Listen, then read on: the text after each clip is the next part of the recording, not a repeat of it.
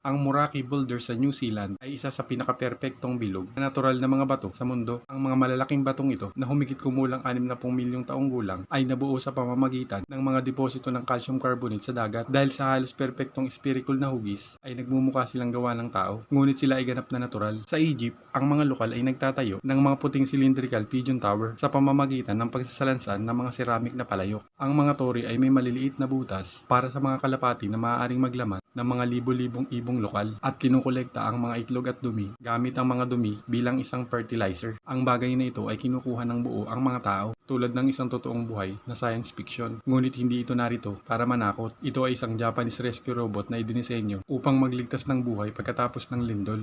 Bakit hinahampas at sinasampal ng mga insect ang mga estatwang ito? Ang totoo, ang mga estatwang ito ng China ay isang mga tiwaling politiko noong ika-11 siglo na si Qin Huai at ang kanyang pamilya na itinuturing na mga traidor dahil sama-sama nilang pinaklang ang pinakatapat na general nung panahong iyon. May isang nayon sa Japan kung saan pinoprotektahan ng mga nakatagong water guns ang 250 taong gulang na mga farmhouse. Ang mga nakatagong water gun na ito ay kumikilos kapag nagsisimula ang apoy at nagsisimulang mag-spray ng tubig upang iligtas ang mga estruktura. Paano ang mga sinaunang tao ay naghahagis ng makapangyarihan at tumpak na mga sibat? Hanggang ngayon, ang simple ngunit mapanlikhang kasangkapan na ito, nakilala bilang atlatel, ay ginamit mula pa ng panahon ng bato upang maglunsad ng mga sibat. Nakakita ka naman ng sistema ng pag-iilaw na nagpapailaw sa buong silid nang hindi gumagamit ng kuryente. Ang teknolohiyang ito ay tinatawag na tubular daylight device sa pamamagitan ng pagpapakilala ng mga sinag ng araw. Sa Papua, nayon ng New Guinea, dinudurog ang sago palm core tree at isinasalang ang starch at inihahalo ito sa mainit na tubig para makagawa ng translucent na sago. Sa mataas na tuktok sa isang kastilyo sa Ireland ay matatagpuan ang Blarney Stone. Sabi sa alamat noong ika-16 na siglo, ang Panginoon ng Kastilyo ay nakipag-usap kay Queen Elizabeth I ng maayos. Sumuko siya sa pagsusumikap na kunin ang kanyang lupain. Ang kanyang sikreto,